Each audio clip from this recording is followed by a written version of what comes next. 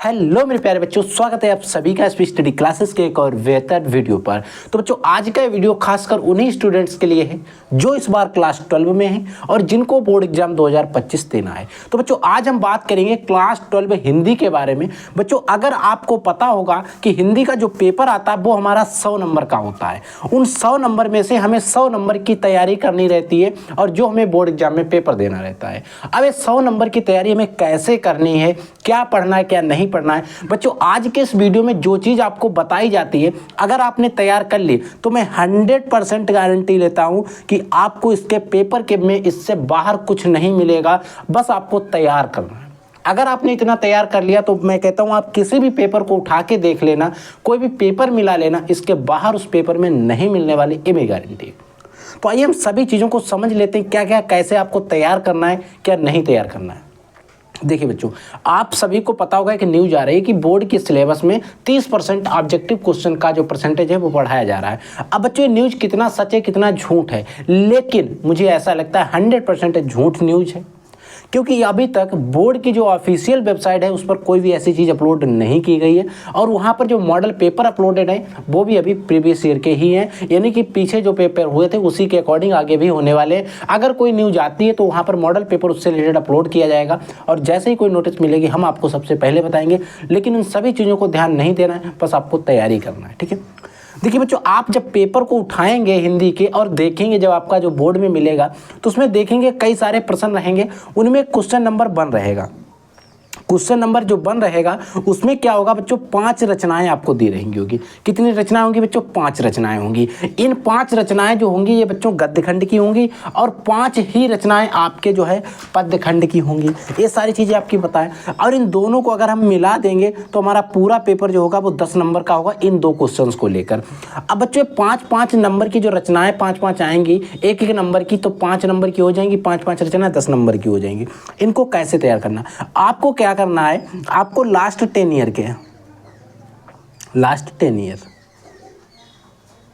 आपको क्या करना है, लास्ट 10 ईयर की जो रचनाएं बोर्ड एग्जाम में आई हुई वो उठा लेना है और उन्हीं की प्रिपरेशन कर लेना है। अन्यथा आप अगर जब पूरा सिलेबस पढ़ेंगे जो मैं बता रहा हूं वहां पर आपको रचनाओं की टेंशन नहीं लेनी है, सारा कुछ कवर अप हो जाएगा।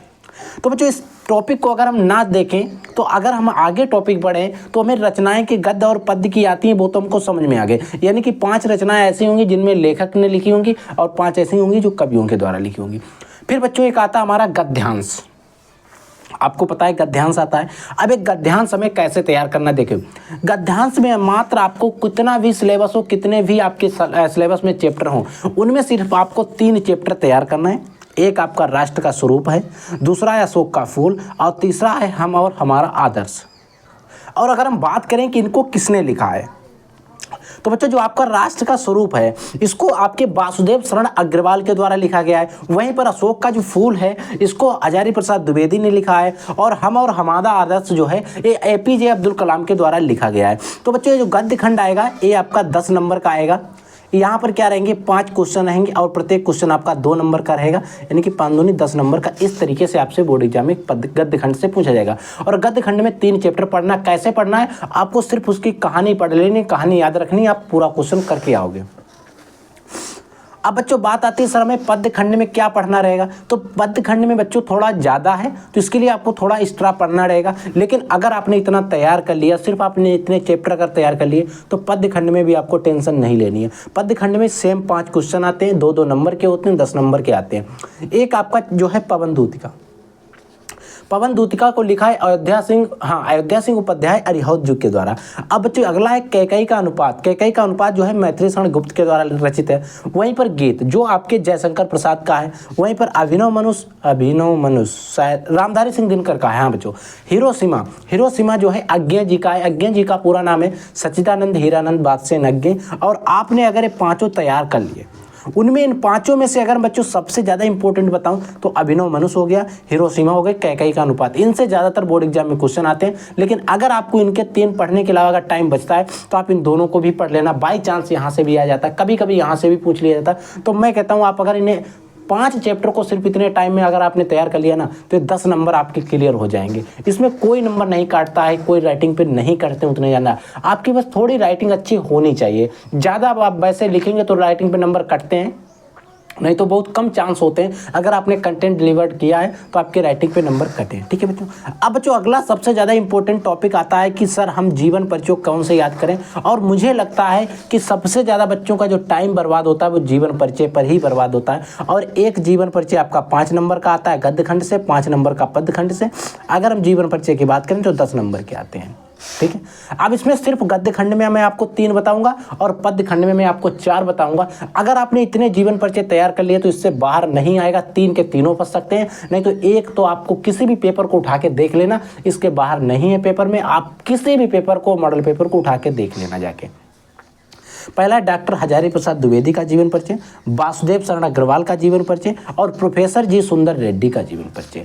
और बच्चों पद्य खंड की अगर हम बात करें तो पद्य खंड में आपको जयशंकर प्रसाद को पढ़ लेना है, मैथिली शरण गुप्त को पढ़ना है, अज्ञे जी को पढ़ लेना है, महादेवी वर्मा को पढ़ लेना है। आपके किसी भी पेपर को उठा के देख लेना, यहीं से आपको उसमें जीवन परिचय जो है वो फंस जाएंगे, ये मेरी गारंटी है। अब बच्चों अगला हमारा जो टॉपिक आता है क्वेश्चन नंबर 6 आता है, क्योंकि जीवन परिचय को रिलेटेड जो क्वेश्चन आता है क्वेश्चन नंबर 5 है।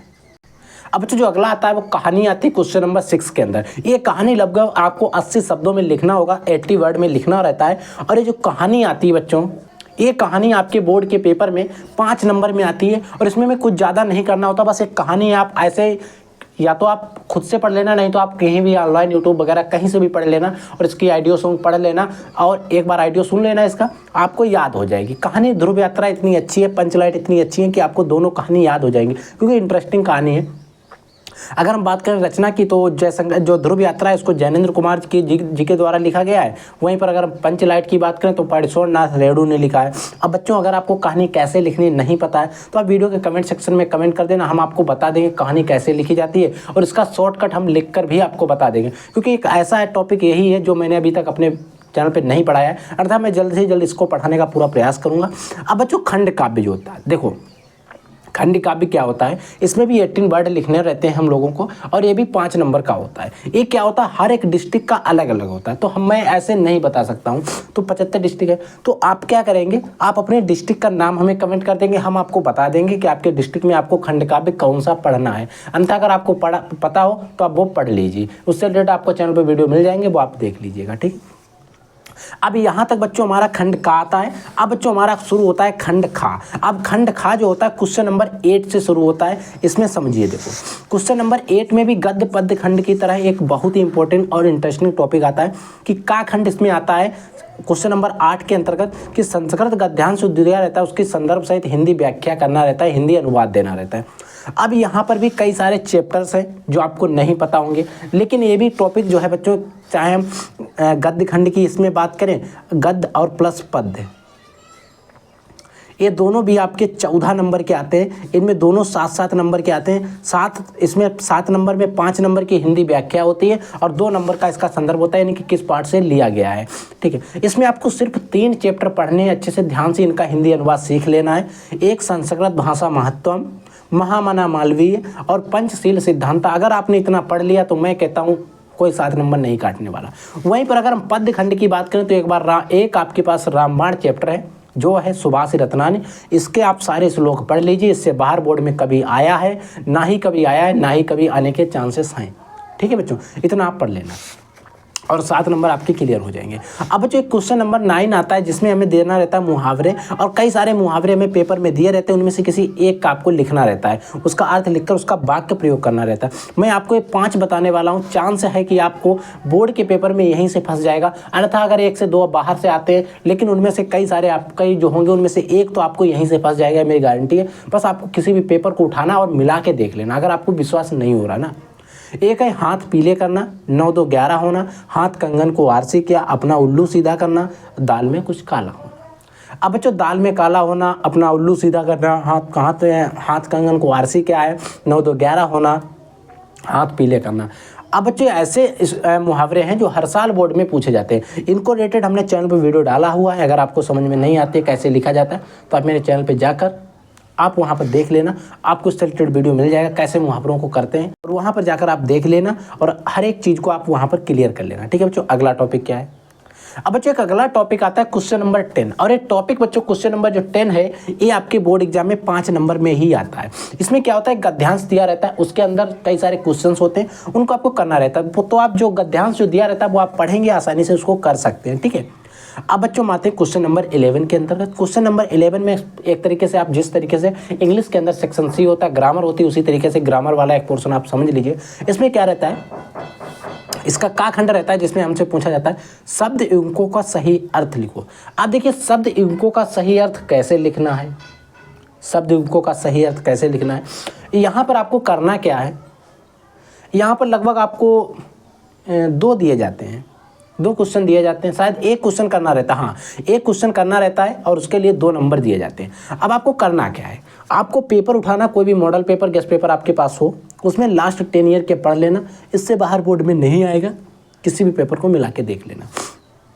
अगला बच्चों इसी का खा खंड आता है जिसमें हमसे आते हैं, कहता है एक शब्द के 2 अर्थ, 2 सही अर्थ लिखिए। यानी कि कोई एक शब्द दिया रहता है, उसके कोई 2 अर्थ आपको सही लिखना रहता है, और इन्हीं को हम एकानार्थी शब्द भी कहते हैं। देखो इसमें ये सारे शब्द हैं, जैसे इसमें आपका मैं बता दे रहा हूँ, इनको अगर आपने तैयार कर लिया तो बोर्ड में इन्हीं से आपको फंस जाएगा।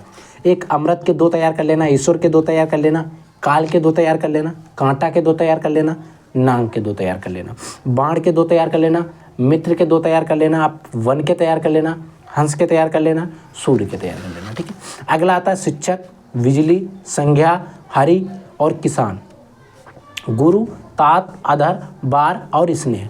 अगर आपने 20 तैयार कर लिए तो मैं कहता हूँ इससे बाहर आपको एक अनार्थी शब्द के अंतर्गत बोर्ड में नहीं मिलेंगे, चाहे आप किसी भी पेपर को उठा के देख लेना, ठीक। अब बच्चों क्वेश्चन नंबर गा आता है, निम्न वाक्यों को किसी सही निम्न वाक्यों में वाक्यांशों के लिए एक सही शब्द का चयन करके लिखो। आपको वहाँ पर वाक्यांश दिए रहेंगे, उनके नीचे लिखा होगा कि आप इसका क्या होगा, मतलब जैसे अगर एक है पुस्तक जो बहुत ज़्यादा पढ़ाकू होता है उसे क्या कहते हैं, पुस्तक प्रेमी। इस तरीके से आपको करना रहता है। इसमें भी आप लास्ट 10 ईयर के देख लेना, 10 ईयर के नहीं देख पाते 5 ईयर के भी देख लेना, बहुत हो जाएगा। अब 2 वाक्यों को शुद्ध करके लिखो। इसमें भी आपको क्या करना है, लास्ट 10 ईयर के देख लेना, अप्रोक्सीमेटली आपको 50 क्वेश्चन इसके तैयार कर लेना है। तैयार करने की जरूरत नहीं, अगर आप थोड़ा सेंस लगाओगे तो हर एक क्वेश्चन को सही करके लिख सकते हो। 2 वाक्य आते हैं जिनको आपको शुद्ध करके लिखना रहता है, कोई बड़ा वो टॉपिक नहीं है, आप इजीली इसको कर सकते हो। फिर बच्चों आता है क्वेश्चन नंबर 12। क्वेश्चन नंबर 12 के अंतर्गत आते हैं रस, छंद और अलंकार। देखिए रस के अंतर्गत आपको सिर्फ 4 रस पढ़ लेना है। एक आपका श्रृंगार रस होता है, एक करुण रस होता है, एक आपका वीर रस होता है, हास्य रस होता है। अगर आपको 3 तैयार करना तो करुण रस, श्रृंगार रस, करुण रस और वीर रस तैयार कर लेना। आपके पास अगर टाइम बचता है तो आप हास्य रस को तैयार कर सकते हैं, अर्थात अगर आपने 3 भी तैयार कर लिए इजीली आपको बोर्ड में फंस जाएगा। अब बच्चों रस के बाद में आपके आते हैं अलंकार। अलंकार में आपको क्या तैयार करना रहता है, आपको सिर्फ 3 अलंकार तैयार करना है, यमक अलंकार, रूपक अलंकार, उत्प्रेक्षा अलंकार। इससे बाहर आपसे बोर्ड में नहीं पूछा जाएगा। अब बच्चों अगला आता है गा खंड में छंद आते हैं, लक्षण सहित उदाहरण आपको लिखना होता है। इसमें आपको दोहा, सोरठा और रोला सिर्फ 3 तैयार करना है, और इन्हीं तीनों से आपको बोर्ड में फंस जाएगा, ठीक है। अब अगला क्वेश्चन नंबर 13 आता है, और एक मैं बताऊं कि very very most important topic है, और ये टॉपिक जो है बच्चों 6 नंबर में आपके बोर्ड पेपर में आता है। इसमें मैं कुछ ज़्यादा नहीं करना होता है, एक पत्र लिखना रहता है। पत्र किस पे लिखना है मैं आपको आज बता रहा हूँ, इन्हीं को तैयार कर लेना, इससे बाहर बोर्ड में ना आया है, ना आने के चांसेस हैं। विद्यालय में अनुशासन व्यवस्था बनाए रखने हेतु प्रधानाचार्य को एक पत्र लिखिए।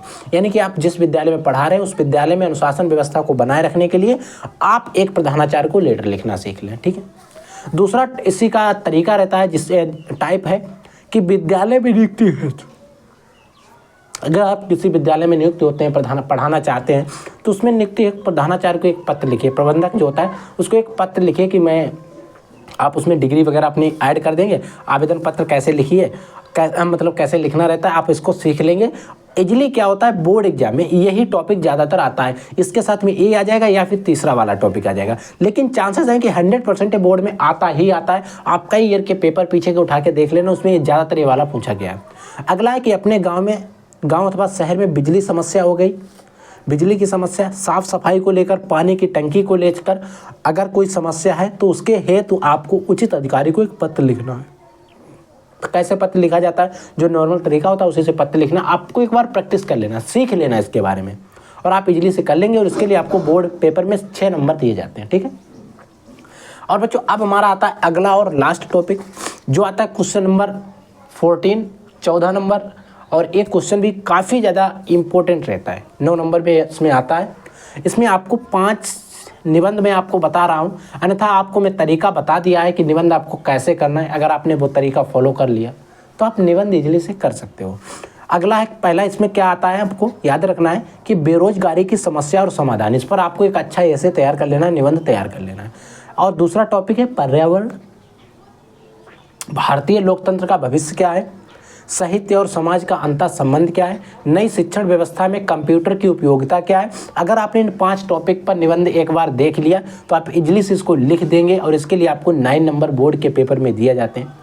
अब बच्चों इसमें से किसी भी टॉपिक में आपको कोई भी डाउट रहता है तो आप वीडियो के कमेंट सेक्शन में कमेंट करके पूछ लीजिए। और जिन भी बच्चों को इसका PDF चाहिए तो वीडियो के कमेंट सेक्शन में कमेंट कर दीजिएगा।